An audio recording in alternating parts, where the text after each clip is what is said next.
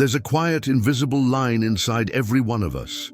It is the boundary between who you truly are and the version the world tries to mold you into. Most people cross this line without even realizing it. They bend, they shrink, they twist themselves into knots just to be liked, accepted, or approved of. It starts with small moments, a biting comment you let slide with a forced laugh, a belief you bury to avoid conflict, or a time you say, "It's fine," when your heart screams, "It's anything but fine." These tiny surrenders pile up, and before you know it, you're not living for yourself anymore. You're living for everyone else's comfort, tiptoeing around their expectations while your own soul grows heavy. Centuries ago, the Stoics saw this trap coming. Marcus Aurelius, a Roman emperor who faced betrayal, war, and the weight of an empire, wrote, "It never ceases to amaze me. We all love ourselves more than other people, but care more about their opinion than our own." Pause and let that sink in. We claim to value ourselves, yet we trade our self-respect for the smallest crumbs of approval. How many times have you walked away from a conversation replaying what you should have said? How many times have you felt the sting of disrespect but swallowed your words because you didn't want to be that person? That's where the erosion begins. When you lower yourself, when you pretend you're smaller, weaker, or less capable than you are, you teach the world how to treat you. And the truth is, the world rarely treats you better than you demand. Stoicism isn't about arrogance or becoming untouchable. It's about rooting yourself so deeply in your own values that no one can pull you down without your permission. Being important in life doesn't mean chasing fame, wealth, or applause. It means living in a way that makes you matter to yourself first. It's about forging an inner code you refuse to break. Not for love, not for money, not for belonging. The moment you start lowering yourself for others, you chip away at your self-respect. And when you stop respecting yourself, you invite the world to do the same. Epictetus, a Stoic philosopher who rose from slavery to wisdom, warned, "If something costs you your integrity, it's too expensive, no matter what it promises." If you trade your self-worth for fleeting approval, you're paying a price you'll regret for years. So today, we're diving into 5 powerful Stoic lessons to help you never lower yourself again. These aren't vague motivational slogans. They're practical, battle-tested truths you can apply right now to reclaim your dignity. You'll learn how to hold your ground without being aggressive, how to trust your voice without craving validation, and how to command quiet respect just by being you. Stoicism doesn't just tell you what to do, it shows you why it matters. Because this isn't about winning arguments or impressing crowds. It is about protecting the most sacred relationship you will ever have, the one with yourself. Imagine, just for a moment, a version of you who never needs to justify their worth. A you who doesn't shrink under pressure, who speaks when it counts, stays silent when it's wise, and walks away when respect is no longer on the table. That version of you isn't a fantasy. It's a skill you can build, but only if you stop lowering yourself and start living by a code no one else can rewrite. By the end of this video, you'll have 5 Stoic tools to anchor you in strength, dignity, and unshakable self-worth. These lessons aren't about showing off, they're about never betraying yourself. Before we dive in, I need you to make a promise, not to me, but to you. Commit right now that you'll stop making yourself small for people who never grow for you. If you're ready, stay with me to the end. Don't skip a single moment because each lesson builds on the last. If this message is already hitting home, hit that like button, drop a comment, share this with someone who's been giving away their self-respect, and subscribe so we can walk this Stoic path together. If you're in, type this in the comments. I'm claiming my worth today. Let's get started. Lesson 1, stop explaining yourself to everyone. Have you ever caught yourself over-explaining your choices? Maybe you left a stable job to chase a passion and suddenly you're rattling off a 10-minute defense to a co-worker who doesn't even care. Or you say no to a friend's last-minute favor, and before you know it, you're justifying why you can't drop everything. It feels polite, like you're just trying to be understood. But here's the raw truth. When you over-explain, you're handing over your power. You're saying, my choices aren't valid until you approve. Epictetus, who endured slavery yet became one of history's greatest thinkers, said, if you wish to be a writer, write. Notice he didn't say, explain to everyone why you're writing until they clap for you. The Stoics knew your actions should speak louder than your words. The more you justify yourself, the more you invite people to poke holes in your decisions, question your motives, or plant doubts in your mind. Over-explaining comes from a sneaky insecurity, the belief that your choices need someone else's stamp of approval to be legitimate. But when you do this, you're begging for permission to be yourself. Let's paint a picture. You're at a family reunion, and your nosy aunt asks why you still single, or why you wasting time on that side hustle. You could launch into a detailed explanation of your life choices, hoping she'll nod in approval. Or you could smile, say, it's what feels right for me, and change the subject, which feels more powerful. The Stoics would say peace comes from focusing on what's in your control, and other people's opinions are not in your control. Every second you spend justifying your path to someone who isn't to walking it with you is a second stolen from living your truth. Think about the people you admire most. Do they flood conversations with excuses or reasons? No. They act with quiet conviction, and that confidence commands respect. Over-explaining isn't just about words, it's about lowering your position. Imagine you're in a meeting pitching a bold idea. If you follow it with a dozen becauses, you signal doubt. But if you state your idea clearly and stop, you project certainty. Stoicism makes it simple. Know your values, act on them, and let your choices speak for themselves. Here's a practical challenge. The next time you feel the urge to over-explain, pause. Ask yourself, does this person's approval change my path? If the answer is no, let your silence do the talking. Seneca said, associate with people who are likely to improve you, not people who demand you justify your existence. Stop explaining, and you'll feel your presence grow stronger. Try this today. Say no to something small without giving a reason. Notice how it feels to stand in your choice without apology. Drop this in the comments if you're ready. I no longer explain my worth. Lesson 2. Never compete for someone's attention. Picture this. You texting a friend and they're replying with one-word answers. Cool, sure, okay. So you try harder. You crack a joke, send a meme, ask a question, hoping to spark something. Or maybe at work, you're bending over backward to impress a boss who barely looks up from their phone. Sound familiar? When you chase someone's attention, you're silently telling them their approval is worth more than your dignity. And once you set that precedent, they'll believe it. Marcus Aurelius wrote, "The soul becomes dyed with the color of its thoughts." If your thoughts are consumed with, "How do I get them to notice me?" your actions will scream desperation. And desperation is the fastest way to be seen as less. The Stoics were crystal clear. Genuine respect can't be forced.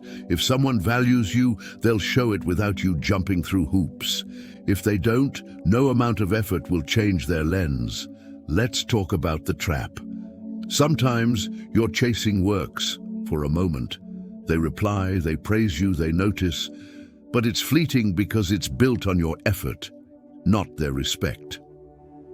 The second you stop performing, the connection fades, and you're back to square one. It's like running on a treadmill. You're exhausted, but you haven't gone anywhere. This cycle trains you to measure your worth by how much attention you can squeeze out of someone rather than the value you bring as a person.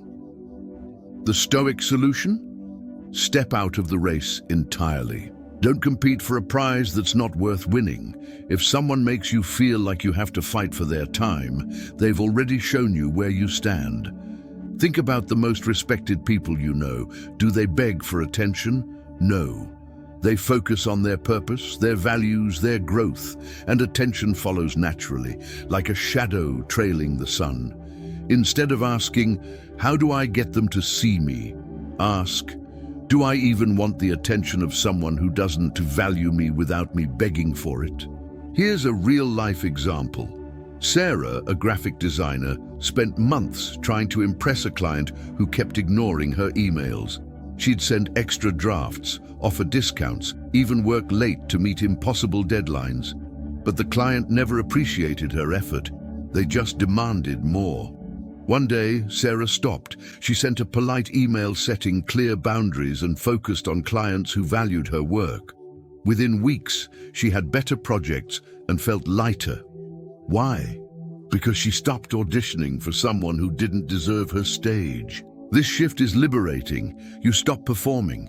You stop auditioning for a role in someone's life. You can still care, still engage, but you detach your worth from their response. Epictetus said, "Be content to be thought foolish and stupid." Let people misunderstand you while you quietly build your strength. The right people will see your value without a billboard. Try this. Next time you're tempted to chase someone's attention, redirect that energy to something that builds you, a skill, a goal, a moment of peace. When you stop chasing, you reclaim your power. You go from, "Please notice me," to, "I know who I am." And here is the kicker. The ones who ignored you before might start wondering why you were not trying anymore. That's when you realize attention is cheap. Respect is what matters. And respect starts when you refuse to beg. If you're ready to stop running someone else's race, type this: "I'm done chasing. I'm claiming my value." Lesson 3. Learn to walk away without warning. Strength isn't always about fighting, winning arguments, or proving your point. Sometimes the purest form of strength is walking away, silently, without fanfare, without needing to explain why. When you lower yourself, you often do it by lingering too long in places that don't deserve you. You stay in a toxic job, hoping it'll get better. You stay in a one-sided friendship, waiting for them to see you. You stay because you don't want to seem like you gave up. But here is the truth. Staying in places that diminish you isn't a loyalty, it's self-betrayal. Seneca wrote, "Associate with those who will make a better man of you. Welcome those whom you yourself can improve." If a relationship, job, or environment doesn't elevate you, it's not worth your energy. Walking away isn't about being cold, it's about protecting your dignity. And here is why without warning matters. Announcing your exit gives others a chance to manipulate you. They might promise change, sweet-talk you, or guilt you into staying. But those promises often fade, and you're back in the same draining cycle. Picture this: you're in a relationship where you constantly disrespected. Maybe they dismiss your feelings or flake on plans. You could say, "If this doesn't change, I'm leaving." But that just hands them the script to play nice temporarily. Walking away silently says, "I've given enough, I'm done." There's no drama, no begging, just action, and that action speaks louder than any speech. Let's take it to the workplace. Imagine you're stuck in a job where your ideas are ignored and your efforts go unnoticed. You could announce your resignation with a fiery speech, hoping to make them see your worth. Or you could quietly submit your notice and move toward a place that values you. Which feels more dignified? Stoicism teaches you to focus on what you can control. You can't control how someone treats you, but you can control whether you stay. Walking away without warning shows you trust your own standards.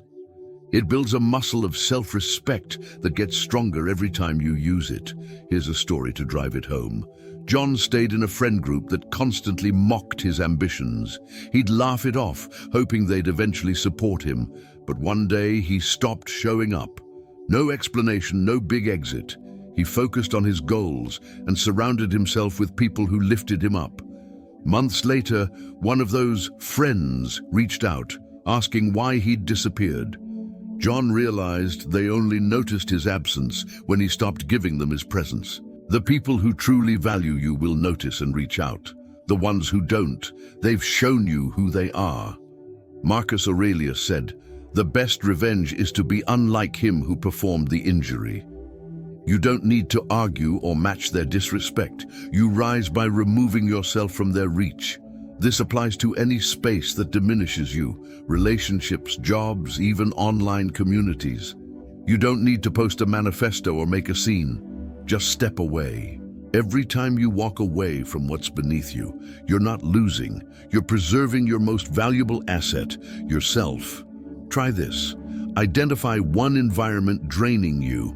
Make a plan to step away, even if it's just for a week. Notice how it feels to prioritize your peace. If this resonates, drop this in the comments. My silence is my strength. Lesson 4. Protect your time like it. Scold. Lowering yourself isn't always about words or relationships. It is about what you let consume your time. Time is your life's currency, yet we often spend it like it's infinite. Seneca warned, it's not that we have a short time to live, but that we waste a lot of it. Every second you give away is a piece of your life you'll never get back. So why do we hand it out so carelessly? Think about it. You say yes to a draining social event out of guilt. You answer a call from someone who only talks about themselves. You scroll through social media for just a few minutes that turn into hours. Each time, you're telling the world your time isn't valuable, and if you don't value it, why should anyone else? People will call you at midnight, ask for favors they could handle, or expect you to drop everything because you've made your time too cheap. Protecting your time doesn't mean becoming a hermit. It means recognizing that saying yes to one thing always means saying no to something else. Maybe your goals, your peace, or your growth. Stoicism teaches you to guard what's in your control, and time is one of your greatest assets. Imagine you're given $86,400 every day, but you have to spend it all by midnight. You'd be careful, right? You wouldn't toss it to strangers or waste it on things you don't care about. Yet every day you get 86 to 400 seconds, and most of us spend them without a thought. Here's a real example. Lisa used to say yes to every work project, even ones that didn't align with her goals. She thought it made her indispensable, but she was exhausted, and her own dreams, writing a book, kept getting pushed aside. One day, she started saying no to tasks that didn't serve her growth. She blocked off 2 hours each evening for her writing. Within months, she'd finished her first draft, and her colleagues respected her more because she respected herself. When you protect your time, people start respecting it too. Here's how to start. Set boundaries. Say no without over-explaining. Schedule time for yourself and treat it like a meeting with a VIP, because you are one. Cut out time wasters, endless scrolling, pointless arguments, or commitments that don't align with your values. Ask yourself before saying yes. If this were my last week on Earth, would I spend my time on this? If the answer's no, reconsider. Try this challenge. Track how you spend your time for one day. Write down every hour, work, social media, conversations, everything. Then ask, what could I cut to make room for what matters? Marcus Aurelius said, do not act as if you were going to live 10,000 years. Death hangs over you. While you live, be good. Being good means spending your time on what strengthens you. Guard your time like gold, and your life will feel richer. Share this in the comments. My time is priceless. I spend it with purpose. Lesson 5. Speak less, mean more. Ever notice how the loudest people in the room are rarely the most respected? Talking too much, especially to fill silence, prove a point, or win approval, dilutes your voice. The Stoics valued restraint. Zeno, the founder of Stoicism, believed speech should serve truth and purpose, not ego. Epictetus put it bluntly, we have 2 ears and 1 mouth, so we can listen twice as much as we speak. When you talk just to be heard, you risk cheapening your words. Think about someone you admire. They don't dominate every conversation. They listen, observe and speak with intention. When they talk, people lean in because their words carry weight. Overtalking often comes from fear of being ignored, misunderstood, or forgotten. But the irony, people remember silence more than noise. They remember the person who stays calm in chaos, who doesn't need to justify themselves, who doesn't waste breath on gossip or fluff. Speaking less gives you time to think. It's the pause between stimulus and response the Stoics prized. That pause stops you from blurting out regrets or promises you can't keep. It's discipline, and discipline is self-respect. Marcus Aurelius said, "If it's not right, do not do it. If it's not true, do not say it." Imagine every word passing that filter. How much stronger would your voice be? Here's a story. Tom used to overshare in meetings, rambling to prove his expertise. But people tuned him out. One day he tried listening more, speaking only when he had something valuable to add.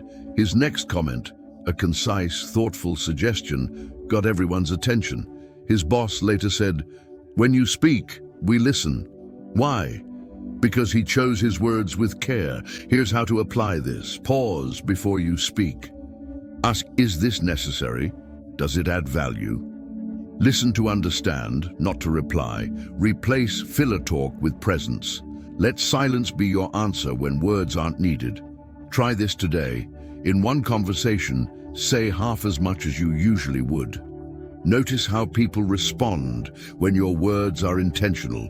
When you speak less and mean more, you don't chase influence, you attract it. If you're ready to let your words carry weight, share this. My silence holds power. My words carry weight. Lowering yourself isn't one dramatic moment. It's a slow drip of compromises. A laugh you fake, a boundary you let slide, a piece of your time you give away. Over time, those drips carve away your self-respect until you feel invisible. The Stoics remind us that true importance doesn't come from applause or titles. It comes from living by a code you refuse to break. It's the quiet certainty that your worth isn't up for debate. Each lesson, stop explaining, stop chasing, walk away, guard your time, speak with purpose, is a brick in the fortress of your self-respect. Marcus Aurelius said, "You have power over your mind, not outside events. Realize this, and you will find strength." You can't control how others see you, but you can control how you see yourself. And when you decide never to lower yourself again, the world adjusts. Your worth isn't something anyone can give or take away. It's yours to guard, yours to live, yours to honor. So what's one lesson from today you're committing to right now? Drop it in the comments. Like this video, share it with someone who needs to hear this, and subscribe for more Stoic wisdom. Let's keep building a life where we never lower ourselves again. I'll see you in the next one.